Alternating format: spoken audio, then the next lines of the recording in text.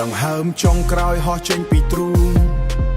ភ្នែកងងឹតស្លុបឃើញតែផ្សែងខ្មៅ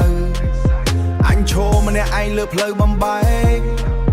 ឮសំឡេងជ្រវែអូសតាមដីខ្សាច់ការនៅរស់អញខ្លាំងអញជាមេអីលើសល់តែវិញ្ញាណអាក្រាតគ្មានឡានគ្មានមាសគ្មានបាក់សពួកគ្មានឡានគ្មានមាសគ្មានបាក់សពួកមានតែសៀវភៅកត់ត្រាគ្រប់ជំហានយមរាសួររកបញ្ជីជីវិតតែឯងបានធ្វើវះការនៅមានខ្យល់អញឆ្លើយមើលរួចព្រោះមាត់វាជាប់ទម្ងន់នៃបាបវាធ្ងន់ជាងថ្មមើលទៅក្រោយឃើញម្ដាយអង្គុយយំគាត់សូត្រធម៌ឲ្យកូនដែលវង្វេងអញចង់ត្រឡប់ទៅសុំទោសគាត់តែទ្វារដៃវាបិទចិត្តឈឹងបាត់ទៅហើយគិតឲ្យវិញមុននឹងហែងឈានជើង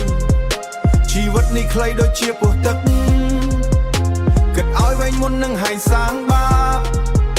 ព្រោះផ្លូវត្រឡប់វាគ្មានសម្រាប់យើង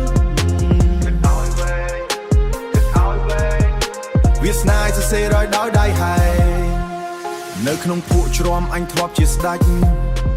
រកលុយតាមផ្លូវកាត់មិនគិតវែងឆ្ងាយ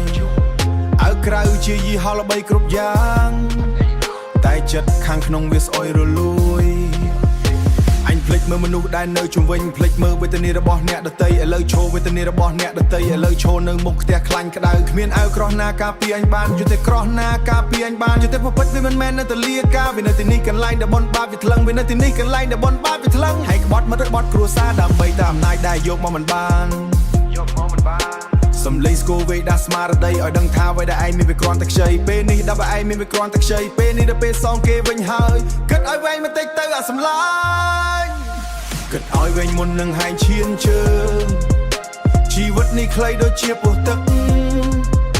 គិតឲ្យវែងមុននឹងហែងសាងបាបព្រោះផ្លូវត្រឡប់វាគ្មានសម្រាប់យើងគិតឲ្យវែងវាស្នាយសរសេររយដោយដៃហែងវាប្រាក់វាមិនមែនជាម្ចាស់យើងទេអំពើល្អទេទើបជាមិត្តពិតប្រាកដមិត្តពិតប្រាកដឈប់សិនបងប្អូនកុំទាន់ដើរខុសមុននឹងដង្ហើមវាផុតពីខ្លួនគិតឲ្យវែងគិតឲ្យវែងមុននឹងហែងឈានជើងជីវិតនេះខ្លីដូចជាពោះទឹក